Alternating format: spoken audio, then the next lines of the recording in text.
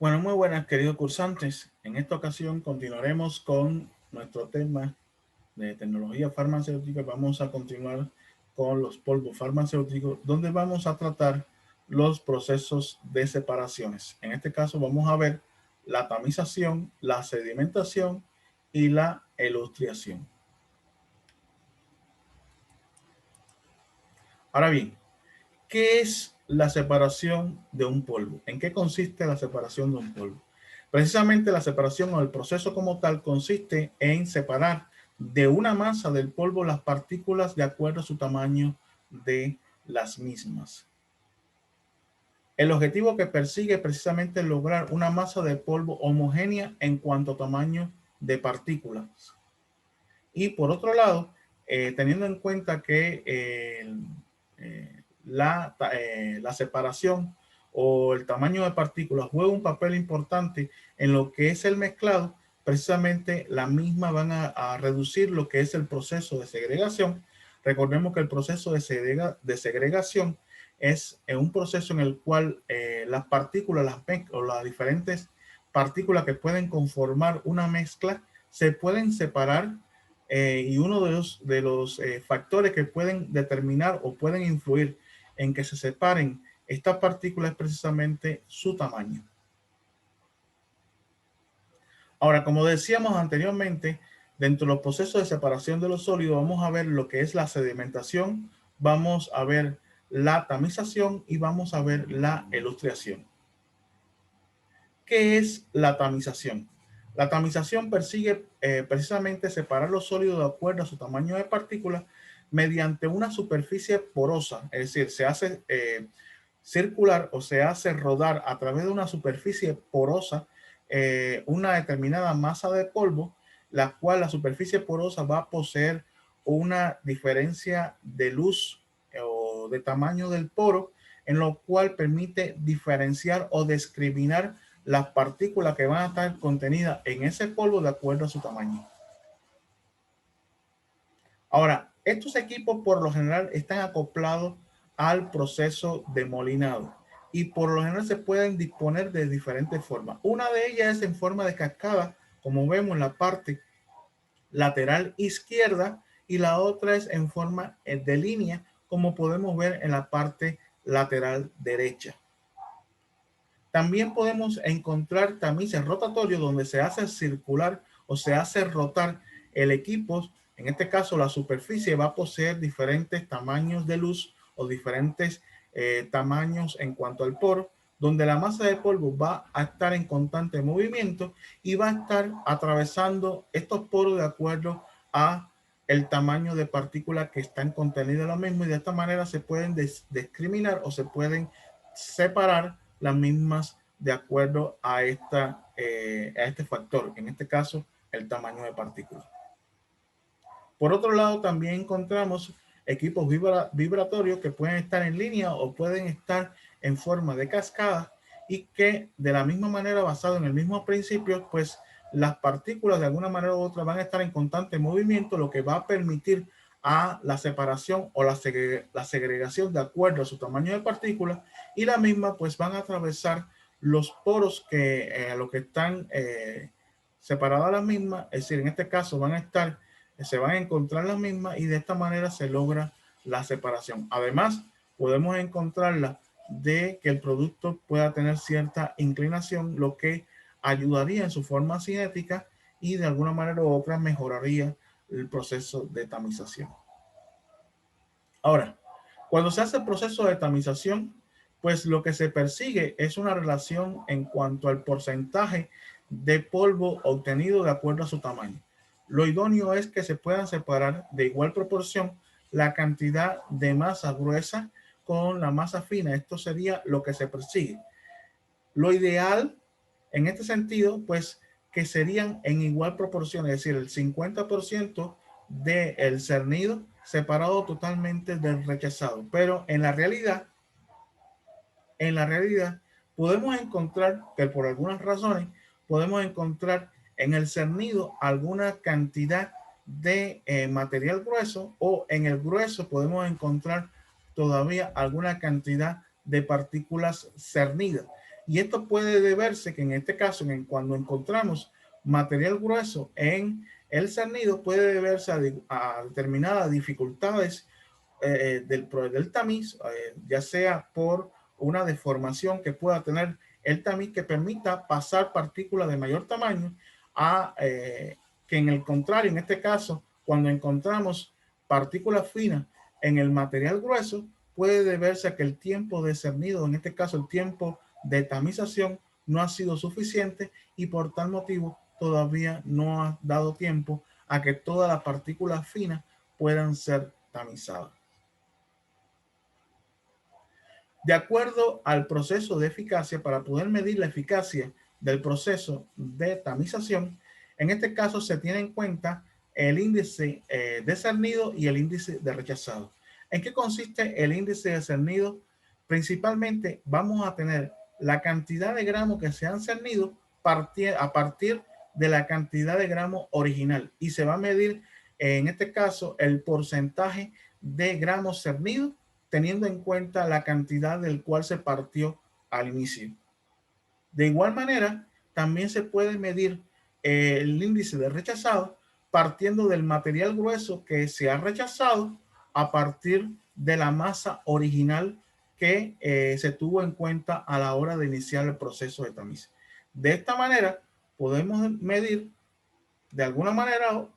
podemos medir la eficacia del polvo fino o la eficacia del polvo grueso. En este caso, se va a tener en cuenta el índice de cernido que está en el cual se va a relacionar el polvo fino que se va a encontrar en el índice de cernido y entre la cantidad de polvo grueso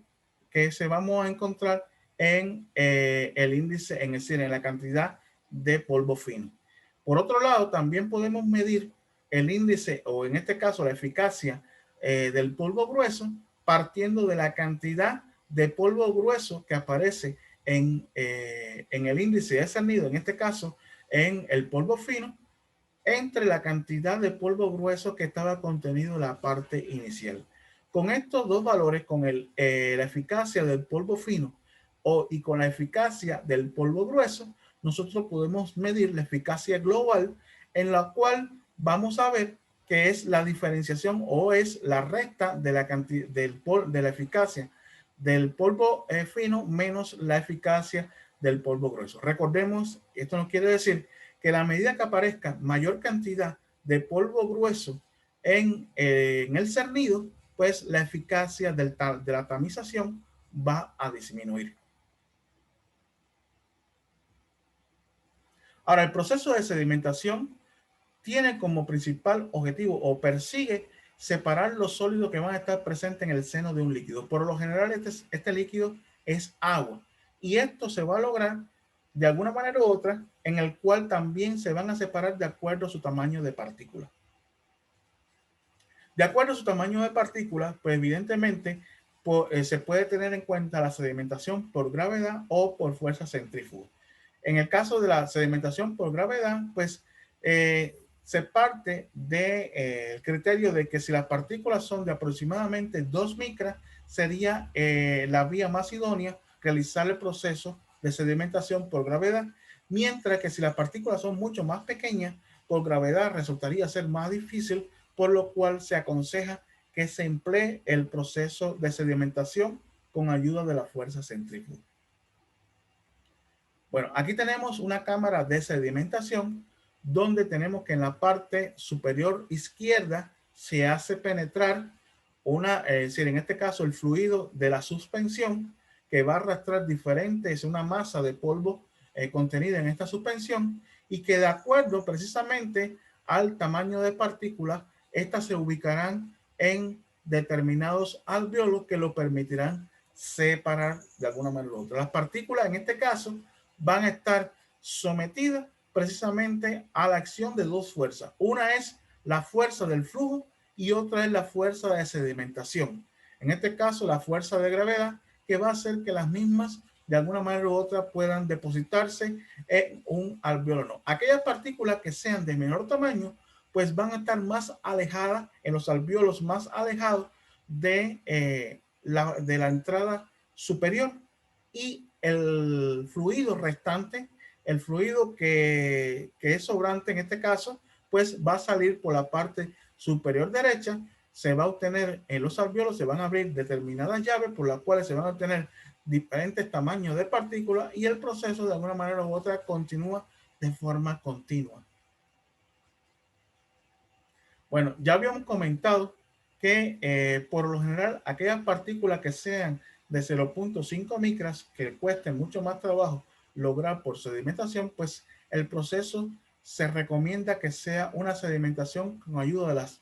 fuerzas centrífugas, donde la suspensión va a penetrar precisamente por el eje, por el principal eje de rotación, y las partículas van a estar sometidas a dos principales fuerzas. En este caso, la fuerza del flujo de suspensión, en este caso la fuerza de sedimentación, y la fuerza centrífuga. Estas partículas van a penetrar y van a seguir hasta la parte inferior del eje de suspensión, y al llegar a este lugar van a encontrarse en esta parte más retirada con una fuerza centrífuga donde las partículas van a ir pasando a diferentes tabiques que van a ser fijos y en movimiento, y que aquellas partículas, de acuerdo a su tamaño de partículas, que las partículas más finas van a irse depositando en los tabiques mucho más alejados. Y en la parte más extremas del equipo, pues va a lograrse sacar aquellas partículas mucho más pequeñas de acuerdo a su tamaño de partículas. Es decir, las partículas más finas son las que primeros suelen salir del equipo. Y así sucesivamente. Aquellas otras de mayor tamaño van a quedar retenidas de acuerdo a aquellos tabiques donde la fuerza centrífuga ni la fuerza del flujo puedan rebasar la fuerza en este caso, la fuerza centrífuga, discúlpenme, no puede rebasar las fuerzas de sedimentación, y como lo cual pueden quedar atrapadas o irse diferenciando en la medida que vaya variando la fuerza centrífuga, irse diferenciando de acuerdo a su tamaño de partícula. Es lo que estábamos comentando, en lo cual la suspensión, mientras más se va incrementando la fuerza centrífuga, pues esto va a permitir sacar partículas más pequeñas de acuerdo a su tamaño de las mismas. Por otro lado, tenemos la sedimentación ciclónica, que la suspensión va a penetrar, precisamente puede penetrar lo mismo en una corriente de aire que con una fluido, en este caso un fluido de la suspensión, donde el fluido va a descender hacia el fondo en forma de espiral, y la fuerza, es decir, en este caso las partículas más pesadas pues no pueden rebasar la fuerza de este fluido, y evidentemente van a quedar atrapadas en el fondo, y aquellas partículas de menor tamaño pues van a ser arrastradas por en un movimiento de fluido de forma ascendente, en forma de espiral, que va a salir por la parte superior del equipo. Y de alguna manera u otra, el tamaño de partícula va a estar regulada principalmente por la velocidad del flujo. En el caso de la elustración es una variante del proceso de sedimentación donde las partículas de alguna manera u otra se mueven bajo el mismo principio de la sedimentación. En este caso, la ilustración establece una corriente de flujo contrario a la sedimentación, donde las partículas cuyos pesos no puedan ser movidos por el fluido inverso, pues sedimentarán, y las partículas que no, es decir, que puedan ser arrastrados por el fluido inverso, pues saldrán o serán separadas de las partículas más grandes, y de esta manera sacarán fuera del equipo y se separarán de acuerdo al tamaño de las mismas. Aquí tenemos